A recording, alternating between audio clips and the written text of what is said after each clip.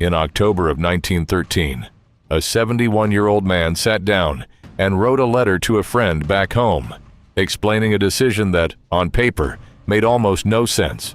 He was one of the most famous writers in America, a celebrated journalist with decades of acclaimed work behind him, financially comfortable, and old enough that nobody would have questioned him for staying home. Instead, he was crossing the border into Mexico, a country in the middle of one of the most violent revolutions in its history, specifically to embed himself with an army of revolutionary soldiers. In that letter, he wrote a line that has haunted readers for over a century. To be a gringo in Mexico, he said, that is euthanasia.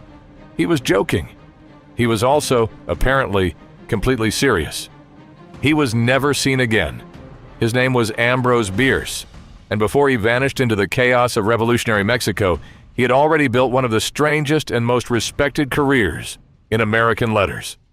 He was a celebrated Civil War veteran who had survived some of the war's bloodiest battles, later becoming a journalist and satirist, so sharp-tongued that he earned the nickname Bitter Bierce, known for his dark wit, his ghost stories that still get anthologized today, and a satirical dictionary called The Devil's Dictionary that redefined common words with savage, cynical honesty.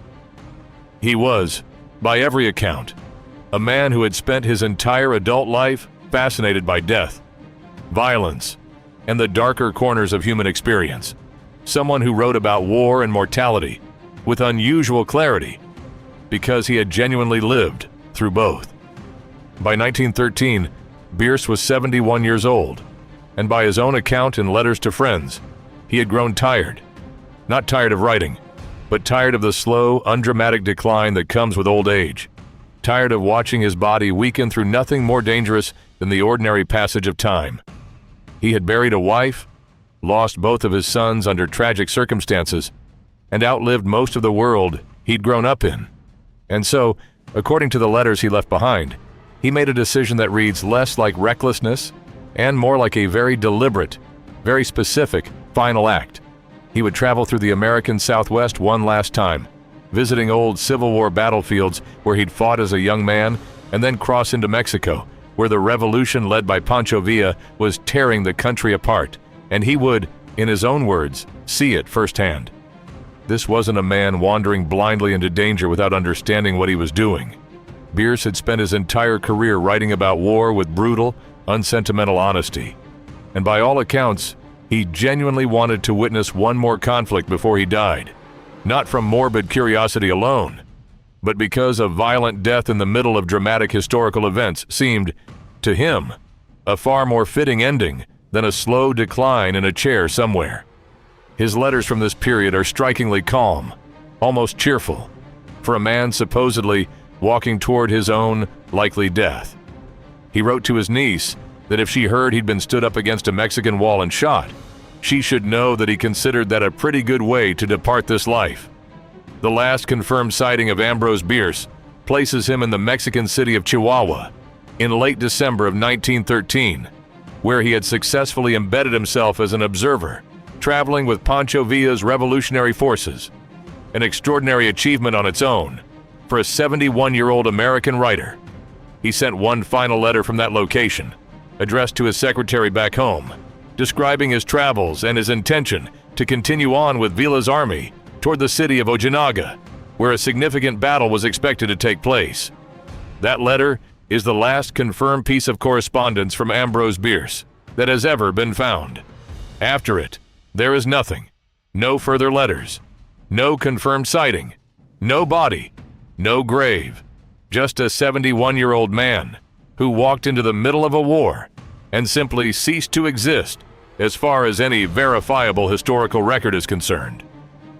For over a century, the disappearance of Ambrose Bierce has generated theories ranging from mundane to genuinely disturbing, and separating documented fact from speculation requires real care, because almost nothing about this case has ever been definitively confirmed. The most straightforward explanation, and the one most historians consider genuinely plausible, is that Bierce was simply killed in the ordinary, brutal chaos of the Mexican Revolution, caught in crossfire, executed as a suspected spy by one side or the other, or killed in the specific battle at Ojinaga that his last letter indicates he was traveling toward. The Mexican Revolution during this period was extraordinarily violent, with foreign nationals frequently caught up in fighting they had no direct part in, and an elderly American traveling openly with a revolutionary army would have been an obvious target for suspicion from government forces and a vulnerable bystander in any engagement involving Villa's troops. Under this theory, Bierce's body was likely never specifically identified among the dead, either buried in a mass grave alongside countless other casualties of that era's fighting, or simply left unidentified in a country experiencing chaos on a scale that made individual identification of foreign casualties genuinely difficult, particularly for a man traveling without extensive documentation, specifically because he wanted to travel light and unnoticed among the revolutionary forces. A second, more specific theory holds that Bierce was executed deliberately, not as an accidental casualty of battle, but specifically because of suspicion that fell on virtually every foreign observer traveling with revolutionary forces during this period. Foreign journalists and observers were sometimes suspected of being spies for either the Mexican government, rival revolutionary factions, or foreign governments with interest in the outcome of the conflict. And an elderly American traveling with Villa's army under circumstances that were, even to his own family, only vaguely explained, would have fit the profile of someone worth eliminating, rather than risking as a potential informant. Some versions of this theory suggest Bierce may have specifically fallen out of favor with Pancho Villa himself, following an unconfirmed but persistent story that Bierce made a critical or dismissive comment about Villa's military leadership during his time embedded with the army. A fatal mistake to make in the presence of a revolutionary leader known for a violent and unpredictable temper. A third and considerably stranger theory suggests Bierce never actually died in Mexico at all, that the entire Mexican expedition was, in some interpretations, a deliberate cover story allowing a man who genuinely wanted to disappear from his old life entirely to do exactly that, vanishing into an active war zone specifically because it provided the perfect, unverifiable explanation for simply never being heard from again. Under this theory, sometimes connected to unconfirmed later sightings reported by various people claiming to have encountered Bierce alive in different parts of the American Southwest years after his supposed death, Bierce may have used the chaos of the revolution as cover to walk away from his identity entirely, choosing anonymity over the alternative of a slow, public decline into old age that he had already made clear, in his own writing, he found far more frightening than violent death. None of these later sightings have ever been credibly confirmed, and most historians treat them the way they treat similar unverified sightings connected to other famous disappearances, sympathetically as evidence of how badly people wanted the story to have a different ending, rather than as genuine historical evidence. What makes Bierce's disappearance particularly unusual, compared to most historical vanishings, is how much of it appears to have been, if not planned outright, at least deliberately anticipated, and even welcomed by the man at its center.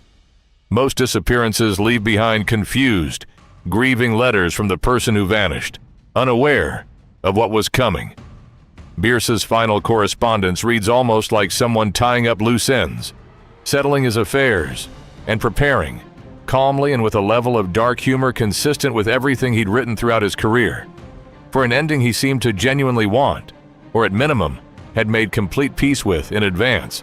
Mexican government records from the period, chaotic and incomplete due to the ongoing revolution, have never produced a confirmed death record, execution order, or burial record specifically identifying Ambrose Bierce.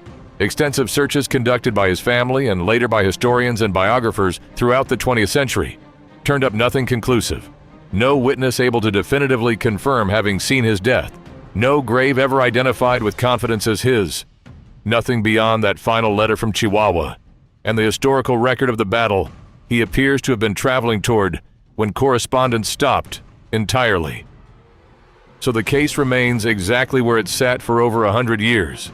An old man who wrote for decades about death with unusual clarity and dark humor, who deliberately walked toward one of the most violent conflicts of his era, specifically because he preferred that kind of ending to the alternative, and who then simply stopped existing in any verifiable historical sense, precisely as he seemed to have hoped he might.